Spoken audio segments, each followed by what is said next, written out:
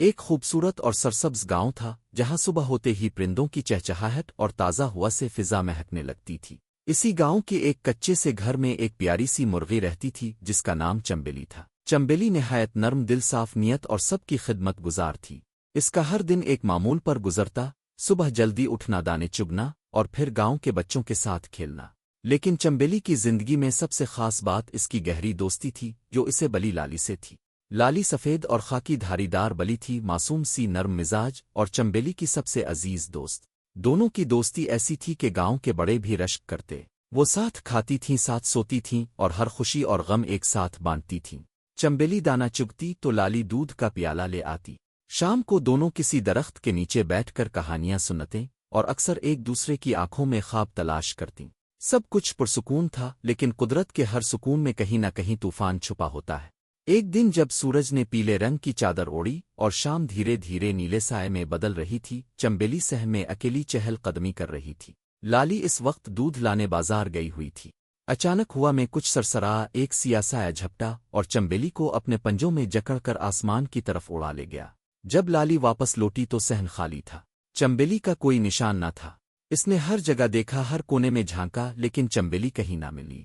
وہ گھبرا گئی، چیخی، گاؤں والوں سے پوچھا، مگر کسی نے کچھ نہیں دیکھا تھا۔ اس کی آنکھوں سے آنسو بہنے لگے۔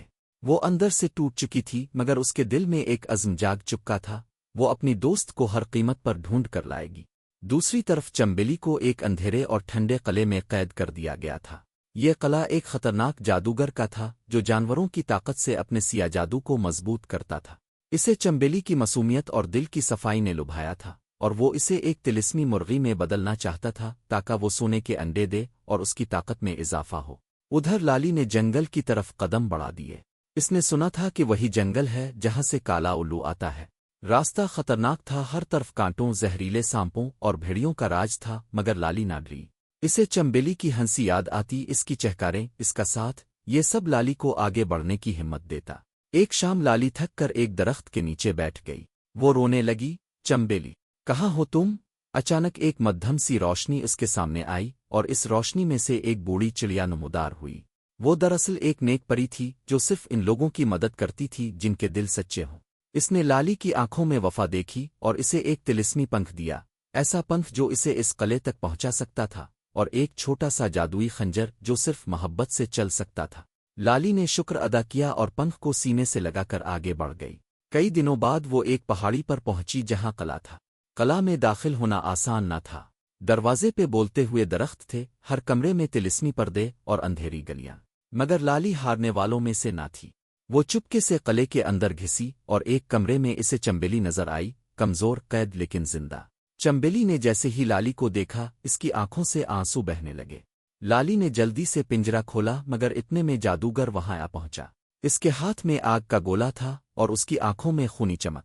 اس نے کہا، تم دونوں کو میں اپنی طاقت میں بدل دوں گا۔ لیکن لالی نے خنجر نکالا، آنکھیں بند کیں اور دل کی گہرائی سے چمبیلی کے لیے محبت محسوس کی۔ خنجر میں روشنی بھر گئی اور جیسے ہی اس نے جادوگر کے سینے پر خنجر رکھا، وہ روشنی قلعے میں پھیل گئی۔ جادوگر چیخا اور ایک زوردار دھماکے سے قلعہ ہلنے لگا۔ لالی نے چمبیلی کا ہاتھ پکڑا اور دونوں دوڑتے ہوئے باہر نکلے۔ قلعہ زمین بوس ہو گیا، جادوگر کا سحر ختم ہو چکا تھا۔ جنگل میں سکون آ گیا اور چمبیلی اور لالی ایک دوسرے کے گلے لگ کر رو پڑیں۔ جب وہ گاؤں واپس آئیں تو سب نے ان کا استقبال پھولوں اور دعاؤں سے کیا۔ گاؤں کے لوگ جان چکے تھے کہ سچی دوستی کس قدر طاقتور ہو سکتی ہے۔ اب چمبیلی اور لالی نے ایک چھوٹا سا فارم کھولا جہاں ہر بے سہارا جانور آ کر پناہ لیتا، اور ان کی دوستی کی کہانی گاؤں سے نکل کر پورے علاقے میں مشہور ہو گئی۔ کہتے ہیں آج بھی اگر اس گاؤں میں جاؤ تو کسی درخت کے نیچے ایک بلی اور مرغی کو ایک ساتھ بیٹھا دیکھ سکتے ہو، خاموشی سے لیکن دلوں سے بات کرتے ہوئے، کیونکہ سچی دوستی زبان کی محتاج نہیں ہوتی۔ دوستو، اگر آپ کو کہانی پسند آئی ہو تو ویڈیو کو لائک کریں، اپنے دوستوں کے ساتھ شیئر کریں اور ہمارے چینل کارٹون جالی کو سبسکرائب کرنا نہ بھولیں۔